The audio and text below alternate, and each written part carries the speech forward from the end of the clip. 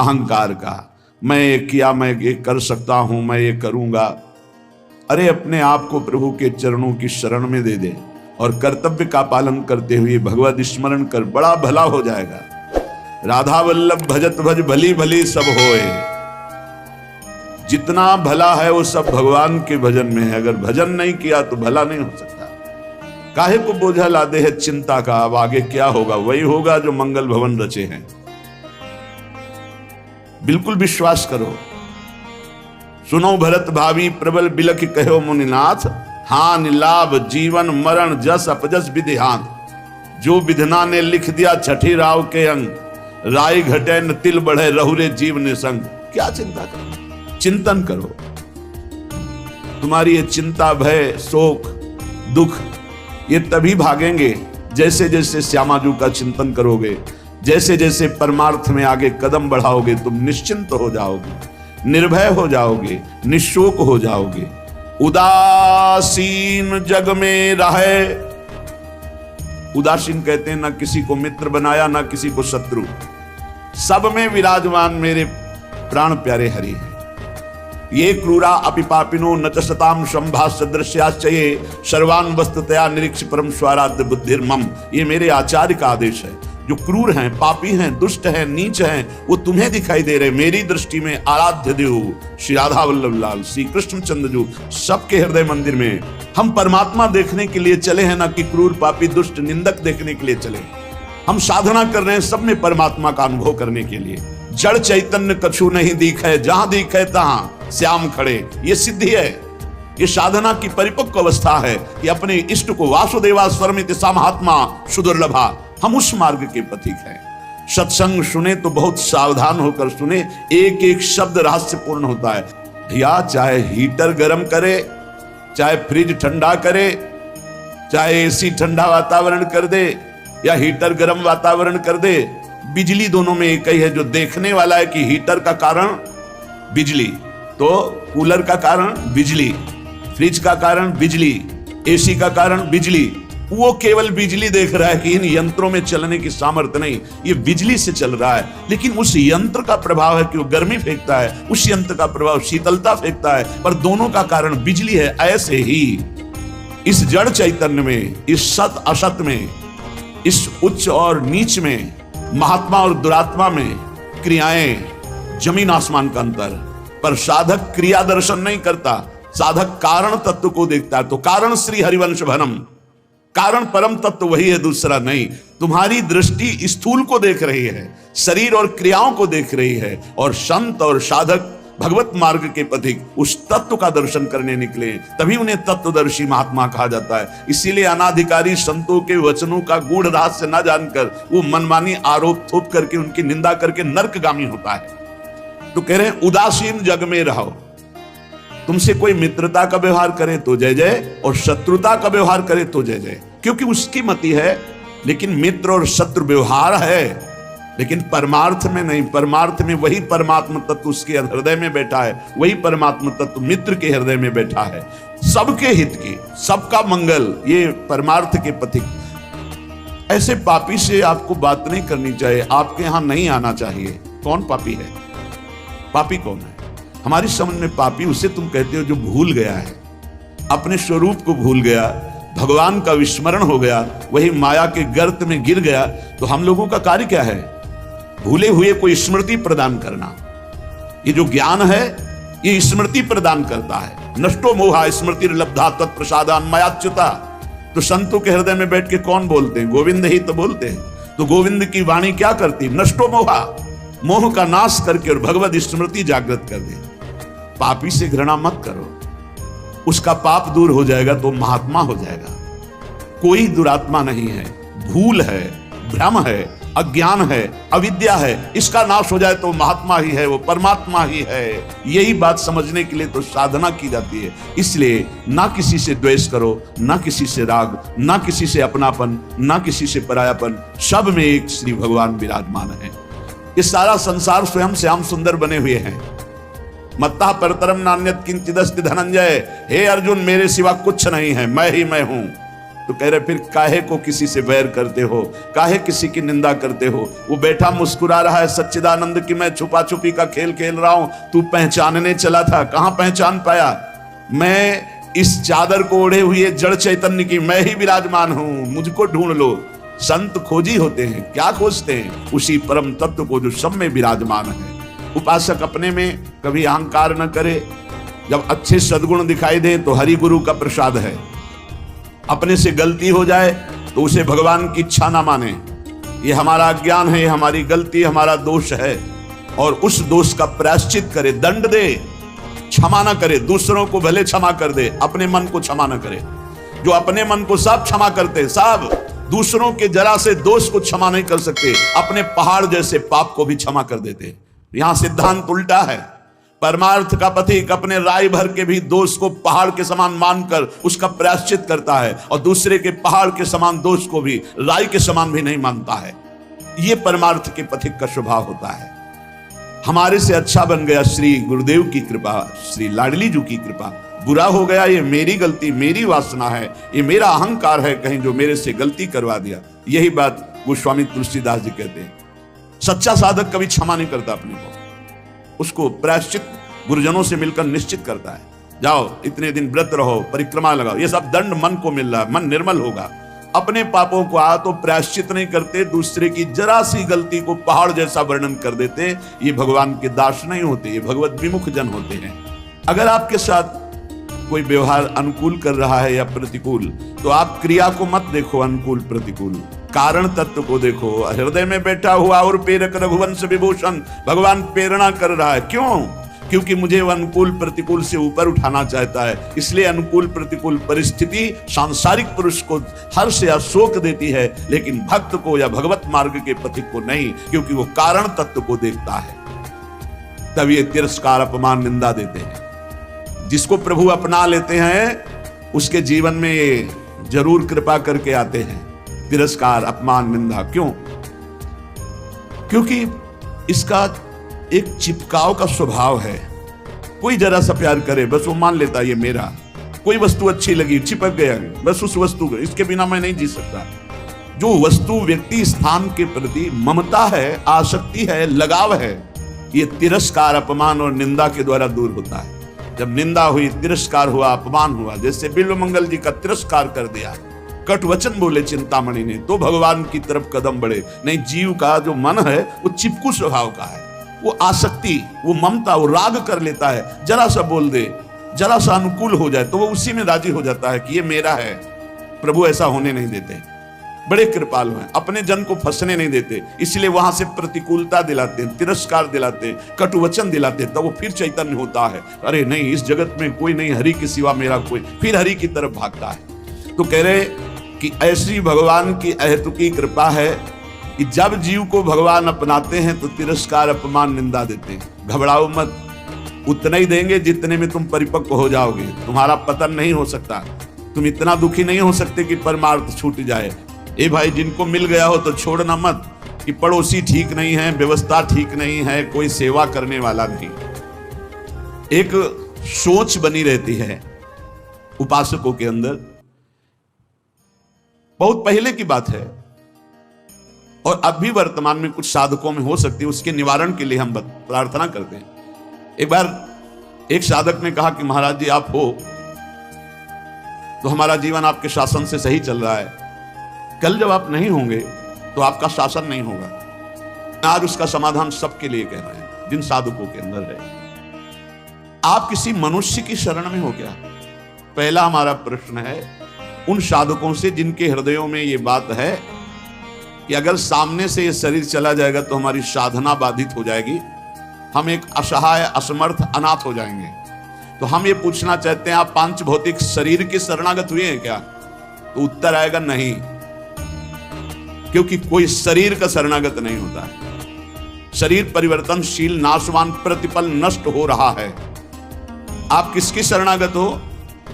आप उस चैतन्य घन की शरणागत हो जो सर्वलोक महेश्वर है, वही गुरु है, वही परमात्मा है और वही चराचर जगत में व्याप्त है। क्या वो त्रिकाल में तुमसे कभी अलग हो सकता है? और एक हम ज्ञानेश्वरी टीका जो श्रीमद् भगवत गीता जी की और श्रीमद् भागवत की कुछ की है, उसकी बात पढ़ करके उन्होंने कहा कि जब हम किसी सदगुरुदेव का वर्ण करते हैं तो सदगुरुदेव का सूक्ष्म स्वरूप हमारे हृदय में आके बैठ जाता है, और जब तक हम जीवन मुक्त नहीं हो जाते तब तक गुरुदेव भी जीवन मुक्त नहीं होंगे। कौन से गुरुदेव? जो आपके दिमाग में बैठ गए, आपके अंदर बैठ गए।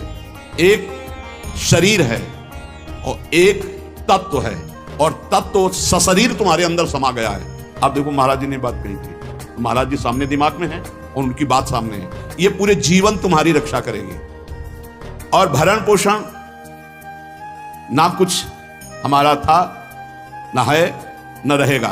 प्रभु हमारे हैं, प्रभु का सब कुछ है, प्रभु का सब कुछ था, और वही सब कुछ करते रहेंगे। तुम निष्ठावान बनो, तुम अलग से भुवन रचना कर देंगे तुम्हारे लिए भगवान। एक छोटे मोटे स्थान की बात क्या, अलग से तुम्हारे लिए भुवन रचना कर देंगे। यदि गुरु निष्ठा वाले हो तो विश्वास कर लेना, पहले तुम्हारा विश्वास का परीक्षण होगा, और परीक्षा में पास हो गए तो भुवन के भुवन तुम्हारे कर देंगे। अनंत ब्रह्मांडों के मालिक हैं। तुम अपने जीवन की परवाह करते हो, इसका मतलब तुम शरणागति में अभी कलंक लगा रहे हो। मेरा प्रभु बचपन से कह रहा हूं, इसीलिए बोल देता हूं, यह अहंकार बना ही रहेगा। बचपन से हम जिनकी शरण में, उनके दुलार को आज तक देखते रहे, कोई एक साथी नहीं रहा कि हमें 10 कदम भी हाथ पकड़ कर चला दे। 13 वर्ष की अवस्था कोई अवस्था होती है, ज्ञान विज्ञान संपन्नता होती है, और उसी समय से गंगा का किनारा पकड़ा, और आज तक मेरे भगवान मेरे साथ ऐसे करुणा कर। तो वो भगवान क्या तुम्हारे नहीं है? क्या तुम्हारी शरणागति का वो पालन नहीं करेंगे? फिर ये प्रश्न क्यों हो जाता है मुझे किसने संभाला बचपन से अभी तक? किसने संभाला? कोई विश्व में ऐसा नहीं कह सकता कि 10 वर्ष हमने संभाला, एक दिन भी नहीं। वही परम गुरु गुरुदेव का रूप। गुरुदेव तो बाद में मिले हैं, घर से तो उसने पहले निकाला। सूक्ष्मता से देखिए, उस जगत गुरु ने घर से निकाला वैराग्य दिला के, उस जगत गुरु ने भ्रमण कराया, फिर गुरु रूप से मिले, फिर हमको सतमार्ग में चलाया, फिर अंतर ध्यान हो गए, फिर सदगुरु रूप से आगे मिले, फिर पला, फिर सदगुरु रूप से आगे, वो आगे आगे बढ़ता चला जा रहा है। वही परमात्मा तत्व। वो क्या तुम्हारा नहीं है? तुम निर्भय निश्चिंत नहीं? अरे तुम शरणागत हो, चल के तो दिखा एक कदम विपरीत। अगर थोड़ी भी शरणागत हो गए तो एक कदम तो विपरीत नहीं चल सकता जीवन में, यदि शरणागत है। और जो शरणागत है तो माया मां की तरह दुलार करती है, मां की तरह। हमारी बात को समझ लेना, माया उनको विघ्न डालती है जो सूरवीर हो करके माया को जीतना चाहते हैं, और जो माया को मां मानते हैं, मां की तरह दुलार करके वो भगवान को प्राप्त हो जाते हैं। माया कभी बाधा नहीं पहुंचाती। इसीलिए हरिदासों में कहीं भी माया का प्रभाव नहीं देखा जाता। वो तब होगा जब कीन हो इस कबहू अभिमाना, सो खोवन चा कृपा निधाना। अगर अभिमान रहित होकर दैन्य भगवान की शरण में तो माया है ही नहीं, वो मां है। देखो सियाजू के लिए क्या कह रहे हैं रघुनाथ जी मनु जी से, आदि शक्ति जय जग उपजाया सो अवतरी मोरिया माया। वही हमारी जननी है, वही हमारे सर्वस्व हैं। वो पालन पोषण करके भगवान से मिला देती, वो श्रृंगार करके भक्ति का भगवान से मिला देती। बाधा तब पहुंचती जब अहंकार होता है और माया पर विजय प्राप्त करने की बात होती, तब प्रश्न खड़ा हो जाता है। और जब भगवान के अधीन हो जाते हैं तो माया मां की तरह दुलार करती हुई भगवत प्राप्ति करा देती है। निरस्त त्रैगुण्यम, वृंदावन में रहने मात्र से निरस्त हो जाते तीनों गुणों के प्रभाव, सतोगुण रजोगुण तमोगुण। इनसे ऊपर त्रिगुणातीत प्रिया प्रीतम के प्रेम की प्राप्ति होती है। हरि रसद पुण्यम, ऐसा यहां वास मात्र से सुकृत होता है। वास मात्र भजन है। हमारी बात को बांध लो, कुछ भजन ना हो तो भी पड़े रहोगे तो तुम्हारा सच्चा भजन भगवत प्राप्ति करा देगा। यह सच्चा भजन होगा। चद्दर में 4 कोने हैं, एक कोना पकड़ के घसीट लो, पूरा चद्दर आ जाएगा। उपासना रूपी चद्दर के 4 कोने हैं, नाम रूप लीला धाम। हम नाम निरंतर नहीं जप पा रहे, रूप का ध्यान नहीं बन रहा है, लीला का चिंतन नहीं बन रहा है, लेकिन धाम का अखंड वास कर रहे हैं तो एक कोना पकड़ लिया जोर से, पूरी उपासना आ जाएगी। नाम रूप लीला धाम एक पकड़ लो। कोई आप दूर रहते हैं, धाम वास नहीं करते, निरंतर नाम का चिंतन और धाम का आश्रय, पूरी उपासना जागृत हो जाएगी। आप प्रभु की सेवा में लगे, प्रभु का नाम जप कर रहे हैं, अपने कर्तव्य का पालन कर रहे हैं, अंततो गत्वा आपको भगवान की प्राप्ति निश्चित होगी। कोई एक पकड़ लो। श्रीपाद कह रहे हैं, अतुलनीय महामाधुर्य सुखसार प्रदान करने वाला, तीनों गुणों को निरस्त करके हरिरस प्रदान करने वाला, वो महाभाग्यशाली है, त्रिभुवन में वंदनीय है जो श्रीधाम वृंदावन का अखंड वास स्वीकार कर लिया। ये बड़ी दुर्लभ बात है। अखंड वृंदावन वास करते हुए बस वृंदावन बसिकै इतनो बड़ो सयान और जुगल चरण के भजन में निमिष न दीजिए जान। जब प्रियालाल ने इतनी कृपा कर दी तो हमसे चूक कैसे हो जाएगी। हम हर समय श्यामा श्याम का सुमिरन करें। सांद्रानंदाब्धि मध्य लसति रसमयम चिन्मणि द्वीप मेकम। देखो तुम तो महिमा सुन रहे हो, अनजाने में यदि हम भगवान के स्वरूप, भगवान की नाम, भगवान की महिमा को स्वीकार कर ले तो हम अनजाने, लेकिन भगवान तो सर्वज्ञ हैं। भगवान विधि निषेध को नहीं देखते, भगवान भाव को देखते। बस इसमें एक भाव, एकमात्र भगवान की शरणागति की पुष्टता होनी चाहिए। एकमात्र अंदर की बात आप समझ लो, कोई तुम्हें साथ देने वाला नहीं है। देखो जितने देवता हैं उनकी अपनी अपनी सामर्थ्य है। कोई भी देवता तुम्हें जीवन मुक्त नहीं बना सकता, कोई भी देवता सर्व पापों से तुम्हें मुक्त नहीं कर सकता। अधिकार है मोक्ष देने का, अधिकार केवल भगवान शंकर में, भगवान श्री हरि में। मोक्ष प्रदान करने का, जीवन मुक्त बनाने का अधिकार। इसीलिए जितने भी अन्य हैं वो सब लोकपाल हैं, वो अपनी सामर्थ्य के अनुसार देते हैं। हाँ, निष्काम भाव से किसी भी देवता का अगर भजन करोगे तो भगवान में पहुंचा देगा, वो आप भगवान श्री हरि के चरणों में पहुंचा देंगे। श्री गोस्वामी तुलसीदास जी महाराज विनय पत्रिका में कह रहे हैं कि नाचत ही निसी दिवस मर्यो तब ही ते न भयो हरि थिर जब ते जीव नाम धर्यो। जब ते जीव कहलाया तब ते आज तक कहीं थिर नहीं हुआ। ये पुनरपि जननम पुनरपि मरणम पुनरपि जननी जठरे शयनम, बार बार ये चक्र चलता रहा नाथ। नाचत ही निसी दिवस मर्यो, रात दिन नाचते नाचते मर गया इस माया ने। नचा नचा करके हमारी दुर्दशा कर दी। बहुआसना विविध कंचुकी भूषण लोभादि भर्यो। बहुत वासना रूपी कंचुकी पहनकर, लोभादि दोष काम क्रोध लोभ मोह मद मत्सर रूपी आभूषण पहनकर सब जगह नाचा। कभी जड़ बना, कभी चैतन्य बना, कभी जल में कभी थल में, कौन सा स्वांग नहीं किया। चर अरु अचर गगन जल थल में कौन न स्वांग कर्यो। प्रभु कभी जड़ बना, कभी चैतन्य, कभी पक्षी बनकर के, कभी आकाशचारी, कभी पृथ्वीचारी। प्रभु क्या क्या योनियों में गया, क्या क्या स्वांग रखा, क्या क्या कर्म किया, लेकिन आज तक कुछ नहीं बना। बहुत सुंदर बात समझना। देव धनुज मुनि नाग मनुज नहीं जाचत को उबर्यो। मेरो दुषा दरिद्र दोष दुख काहू तो न हर्यो। नाचत ही निस दिवस मर्यो। प्रभु देवता दैत्य मुनि नाग मनुष्य आदि कोई भी ऐसा नहीं बचा जिसके आगे मैंने हाथ न फैलाया, परंतु इनमें से किसी ने आज तक मुझे सहयोग नहीं दिया कि मेरा दारुण दुख हर ले, मेरी दरिद्रता हर ले, मेरा दोष हर ले, मेरा भय हर ले, मेरी चिंता हर ले, मेरा दुख हर ले। प्रभु देखो कहने कोई भी देवता एक सीमित शक्ति है, देवता एक सीमित शक्ति है, भगवान असीम बलशाली अनंत महिमाशाली है। किसी ने मेरो दुषा दरिद्र दोष दुख काहू तो न हर्यो। थके नयन पद पान सुमति बल संग सकल बिछुर्यो। अब रघुनाथ शरण आयोजन भव भय बिकल डर्यो। प्रभु मेरे नेत्र, मेरे पैर, मेरे हाथ, मेरी सुंदर बुद्धि, बल सब लगाकर हार गया, पर काम क्रोध लोभ मोह मद मत्सर वासना इन पर विजय प्राप्त नहीं हो पाई। और कोई भी देवता सहयोग नहीं किया, मनुष्य सहयोग नहीं किया, कोई भी धनुज, कोई भी सहयोग मेरा नहीं किया कि मेरी ये दरिद्रता, मेरा चिंता शोक भय दुख दूर हो जाए। जिस जिससे प्यार किया सब बिछुड़ गए, सब छोड़कर चले गए। अब तो हे रघुनाथ जी संसार के भय से व्याकुल होकर एकमात्र आपकी शरण में आया हूं। बस एकमात्र बात समझनी है। हे हरि, हे रघुनाथ जी, मैं आपकी शरण में आया हूं, लेकिन कमी यह है कि जेहि गुण ते बस हो रीज कर, सो मोहि सब बिसर्यो। तुलसीदास निज भवन द्वार प्रभु दीजय रहन पर्यो। हे नाथ, जिस गुण पर आप रीझते हो वो तो मेरे में है नहीं। दैन्यता, दैन्यता यही दरबार दीन को आदर रीत सदा चली आई, यही दीन प्यारे वेद पुकारे द्रवो श्री भगवाना। पर प्रभु बड़ी भूलें हम में हैं, बड़ी कमियां हम में हैं, पर अब आपके दरबार को छोड़कर दूसरे द्वार पर नहीं जाने वाले। ये खास बात है। खास बात यह है कि आपको छोड़कर अब हम दूसरे दरबार में नहीं जाने वाले। मैं आपके दरवाजे में आ पड़ा हूं, अब आप देख लीजिए। बस इतनी बात है पूरी भक्ति की साधना की, ये निर्भरता कि हे नाथ अब आप, हे प्रियाजू, बहुत दौड़ लिए।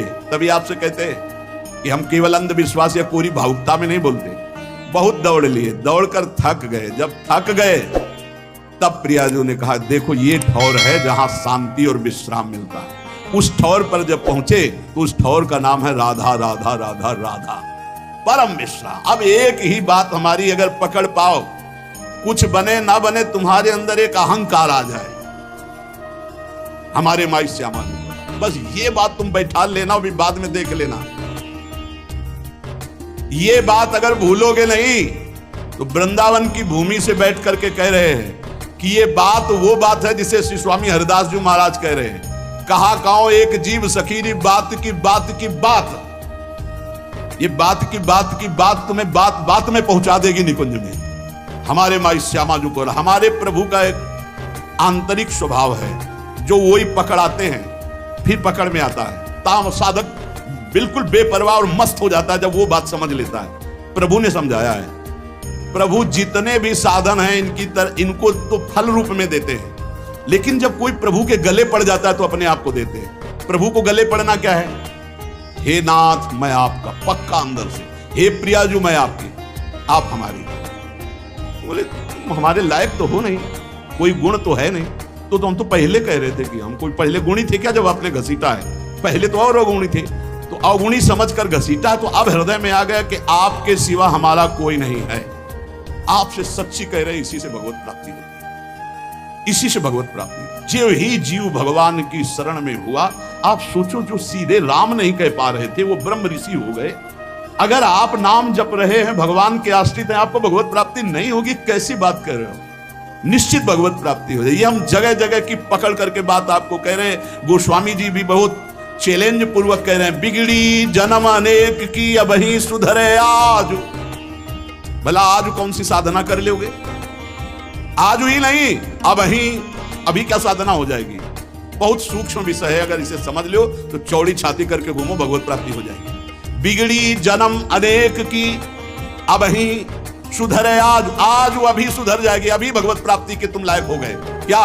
ओ राम को हाथ उठा के कहता हूं कि मैं प्रियाजू का हूं, बस प्रियाजू के योग्य नहीं हूं, पक्की बात है। हमें कोई साधना का सर्टिफिकेट नहीं कि हम अपनी पात्रता साबित कर सके, नीच हूं, अदम हूं, पर मैं अपनी प्रियाजू का हूं, पक्का भगवत प्राप्ति। बिगड़ी जन्म अनेक की अब ही सुधरे आज, हो राम को पहली शर्त। अब जितना जीवन बताया, नाम जप, राधा राधा राधा, तुलसी तज कुसुमाज, नाना प्रकार के विकारों का त्याग हो जाएगा जिस समय तुम भगवान की शरण में होकर नाम जप करो। ये बहुत सब शास्त्रों की सार बात है। हृदय में जो आनंद उमगता है। अच्छा, जैसे ये कहा जाता है कि आप में ये कमियां हैं, हमें बताओ शरणागति की उच्च कोटि की अवस्था का नाम है अजात पक्षायु मातरम खगा।